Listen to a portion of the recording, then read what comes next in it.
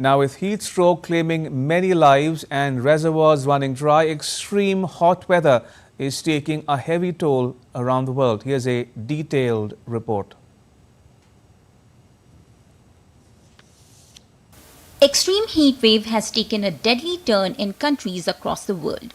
In Saudi Arabia, hundreds, including 50 Indians, have died during the Hajj pilgrimage. Physical exertion and open spaces have made pilgrims more vulnerable to heat strokes. In the Indian capital of New Delhi, at least 5 people died of heat stroke in the last 2 days. Recently, we have had a huge influx of about 22 patients with heat wave related illnesses. Of the 22, 5 people have died due to suspected heat stroke. Of the remaining patients, 12 to 13 are on ventilators and are still critical. On Tuesday, nighttime temperature in Delhi soared to a record high of 33.8 degrees. In China's Shandong province, water level in a major reservoir has hit a historic low, taking a toll on farmers living nearby. In the US, more than 80 million people are under heat wave advisory. Cities like New York have been opening water parks early as residents seek ways to beat the heat. Just try to do whatever you can to stay out the heat wave. We have free water centers everywhere. In some parts of the US, like the New Mexico state, extreme heat has led to dry condition aiding the spread of wildfire. The disaster has claimed at least 2 lives. In the Greek capital of Athens, volunteers battled wildfire amid unprecedented high temperatures. While in Italy, tourism has been hit as people choose to stay indoors to escape extreme hot weather. Bureau Report, DD India. And Vinod Kumar joins us from Dubai for more. Vinod, what more can you tell us about the pilgrims who died during Hajj in Saudi Arabia, including a number of Indian nationals?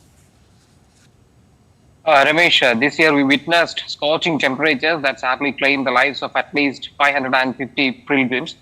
The count, that 550, is not an official count from the Saudi Arabian authorities, but the count we gathered from different diplomats from different countries, and most of these count are based on the number of bodies that is found from the main morgue in Makkah, the Al-Musayyib morgue. Among these 550 people who perished, most of them come from the country of Egypt. Around 323 is what the official figures estimate. The day of Arafah, that is the second day of the pilgrimage, was particularly challenging this year because the heat waves scorched up and the temperatures went well above 52 degrees.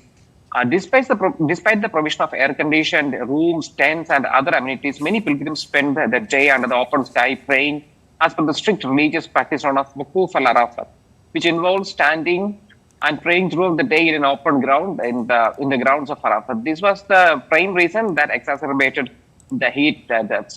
Also, people don't realize that on the further days of the pilgrimage, the third and the fourth day, where they travel to Mina, 10 kilometers of day trekking is required to travel to Mina. This is part of the Hajj ritual, and most of the people are not part of it, not prepared for it. As I said, most of the people who died are from Egypt. Why so many casualties from Egypt? The reason is that from Egypt, there are many people attended the pilgrimage without going through the official procedures and without going through the official formalities. They bypassed the system, and many people could not afford to travel through official channels. That's why many people had come in that manner. That's why Saudi Arabian government does not have a proper count on how many people have died. These people who come unofficially are ill prepared. They do not have enough water with them, enough other amenities, or do not know even the protocols of the pilgrimage. And every decade, it's estimated that from the Saudi Arabian Meteorological Authority that 0.4 degree of temperature is being seen rising in this pilgrimage, like the Mecca, Medina, and other areas where people visit. So this is part of a global temperature rise, what we call as global warming, and heat waves are striking throughout the world. And this part of the Arabian Peninsula, which is historically known for its low relief and desert conditions, is taking the burden more. And talking about extreme weather events, Vinod, even the UAE is not immune to its impact. How is the UAE coping with such weather events such as heat waves and floods? For instance, On Eid, it recorded the hottest temperature of the year so far, hitting 49.4 degrees Celsius. And in April this year, heavy rains caused floods in Dubai. Yes, Ramesh. The global weather changing patterns is seen significant impact in UAE as well.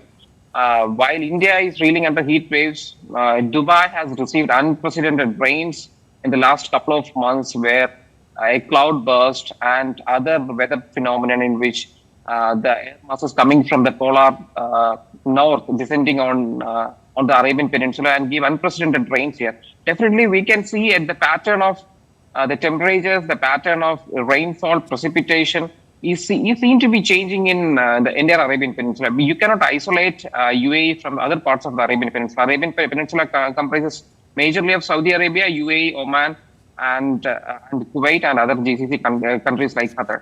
This area is marked by low relief. By relief, we mean geographical relief. There are not much mountains. There are some mountains in the eastern coast of the Arabian Peninsula, but the rainfall that we receive here is not orographic in nature. So you do not naturally receive rainfall here, but due to the climate change and due to the rising temperatures, moist air that rises from the sea go up and they condense and form rains. Usually this kind of rains used to happen in the seas, but nowadays we can see this precipitation happening over the peninsula. And how UAE is adapting to it, definitely UAE is one of the countries which has maintained its adaptability and mitigation goals right from the earlier conference of parties of UN climate change from 1995 onwards. The last year, UAE hosted the COP28, and we concluded with a consensus called the UAE consensus, in which measures has been taken to reduce, phase out fossil fuels.